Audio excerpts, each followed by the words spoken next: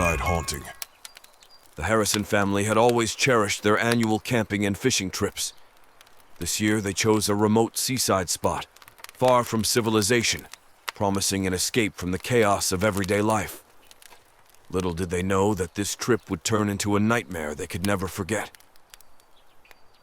As the sun dipped below the horizon, casting an eerie twilight over the rugged coastline, the Harrisons set up their campsite. They had chosen a spot nestled between a dense forest and the restless sea. The rhythmic crashing of waves against the shore served as a soothing lullaby for the children as they drifted off to sleep in their tents. Late that night, Henry Harrison woke up to an unsettling sound. It was a distant, mournful wail that sent shivers down his spine. He quietly slipped out of his tent, trying not to wake his wife, Emily. He followed the eerie sound toward the sea, a flickering lantern in hand. The beach, usually peaceful, now looked like a different world altogether. Fog clung to the shoreline, creating an otherworldly atmosphere. As Henry ventured closer to the water, he saw a spectral figure standing at the edge of the surf.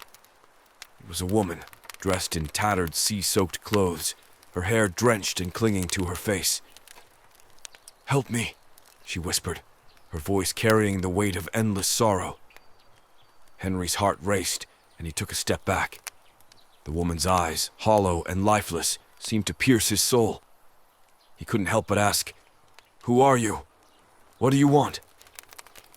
But before the woman could answer, she vanished into the mist, leaving behind only the sound of the waves. Henry rushed back to the campsite, shaken and disturbed. He woke Emily, who dismissed his story as a bad dream. She couldn't sense the eerie presence he had encountered.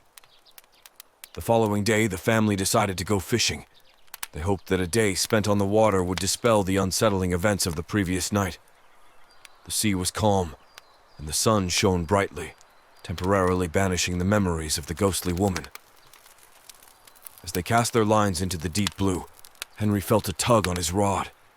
Excitement washed over him as he struggled to reel in what seemed to be a massive catch. But when the fish emerged from the water, a gasp of horror echoed through the boat. It wasn't a fish. It was a bloated, decaying corpse. The stench of death filled the air as the lifeless eyes of the body stared back at them. Panicked, they cut the line and pushed the gruesome discovery back into the water. They returned to the shore, their family outing now transformed into a macabre nightmare. Henry's story from the previous night no longer seemed like a dream, but a grim reality. That night, they huddled together in their tents, fear gnawing at their souls. The mournful wail of the ghostly woman returned, louder and more mournful than before. The children cried in terror, and Emily begged Henry to do something. Desperate for answers, Henry decided to investigate the forest, where he believed the haunting might originate. With a flashlight in hand, he ventured into the dense woods. The trees seemed to close in on him, casting long, eerie shadows. As he delved deeper, he stumbled upon a hidden clearing. In the center stood an old, weather-beaten shipwreck, partially buried in the sand. And there, sitting on the hull, was the ghostly woman, her eyes filled with sadness. She began to speak, her voice quivering with grief. "I was lost at sea, trapped on that ship, unable to find rest. I need your help to find peace." Henry realized the truth. The gruesome discovery they had made was the woman's body, and she needed closure to move on. With newfound determination, he promised to help her find peace. Together, they returned to the beach, where Henry and his family held a makeshift ceremony, saying goodbye to the lost soul. As they released the ghostly woman's spirit, the sea calmed, the fog lifted, and the mournful wails ceased. The family's camping trip, once marred by terror, ended with a bittersweet sense of closure. They left the seaside, forever changed by their encounter with the supernatural. The memory of the ghostly woman would haunt their dreams, a reminder of the mysteries hidden beneath the surface of the sea, and the importance of helping restless souls find their way home.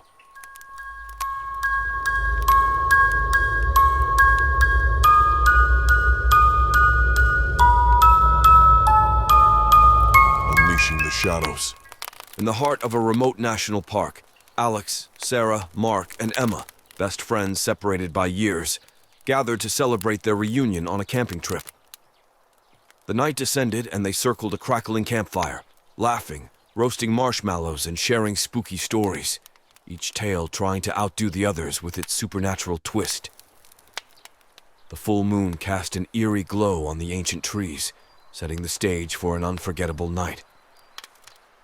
As the stories grew darker, a shadowy figure approached. Startled, they turned to see a ranger from the nearby firewatch station. "Evening, folks," he warned, his voice cautious. "You might want to be careful with those stories. There are legends in these woods that don't take kindly to being summoned." Unfazed, Mark chuckled, dismissing the ranger's words as an attempt to spook them.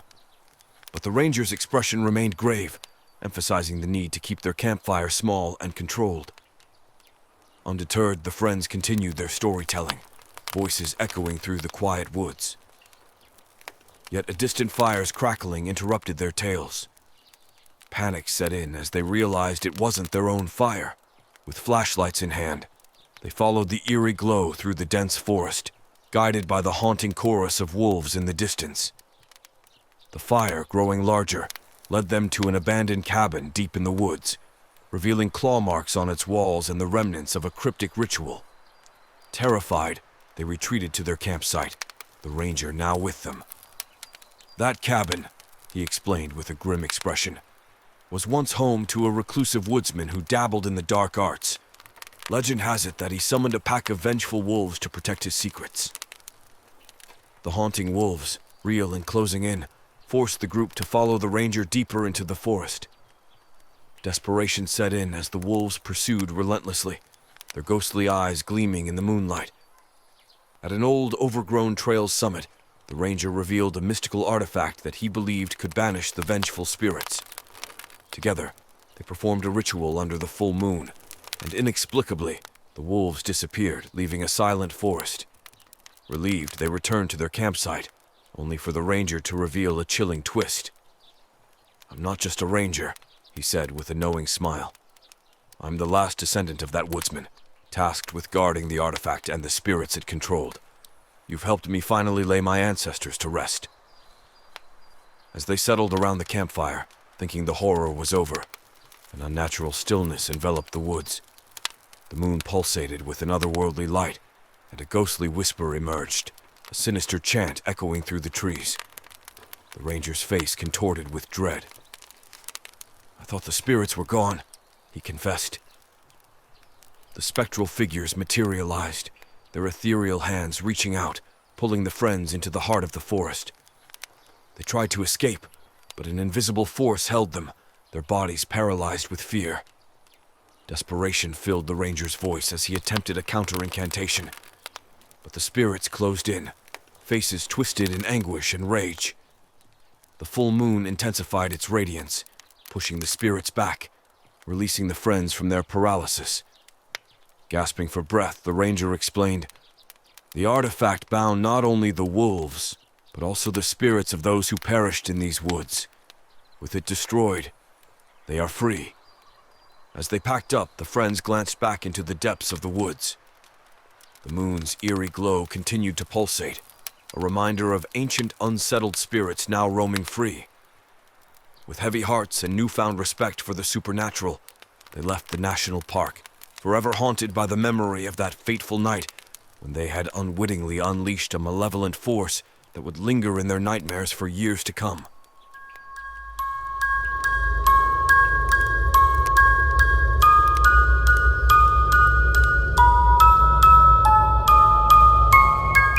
A supernatural odyssey. In the heart of an untamed wilderness, a group of young scouts embarked on a camping trip. Their mission: to put their survival skills to the test and find their way out of the wild with nothing but a map and a compass. Little did they know that their adventure would soon turn into a harrowing encounter with the supernatural. As they ventured deeper into the dense forest, a sense of isolation settled upon them. Tall, ancient trees loomed overhead, and the dense underbrush made progress slow and treacherous. They set up camp near a tranquil river, gathered around a campfire, and shared stories of their outdoor exploits. As night fell, an eerie mist crept through the trees, shrouding their campsite in an otherworldly haze. The scouts huddled closer to the fire, trying to shake off a growing sense of unease.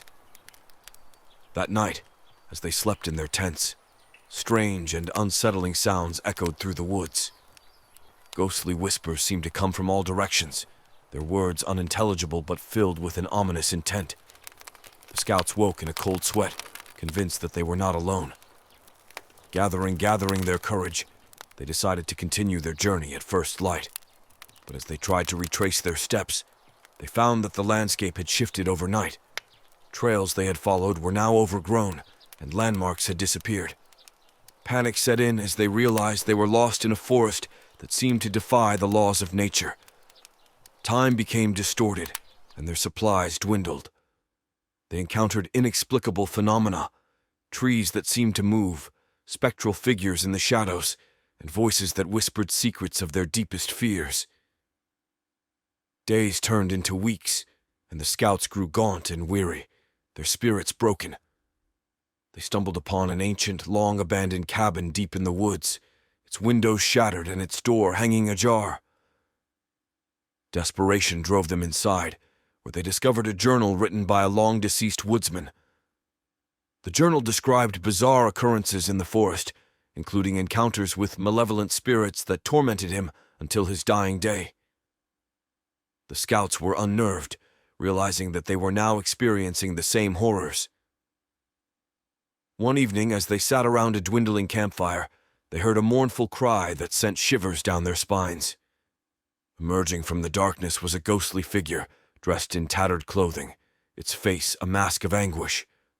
"Help us," it whispered, its voice echoing with centuries of sorrow.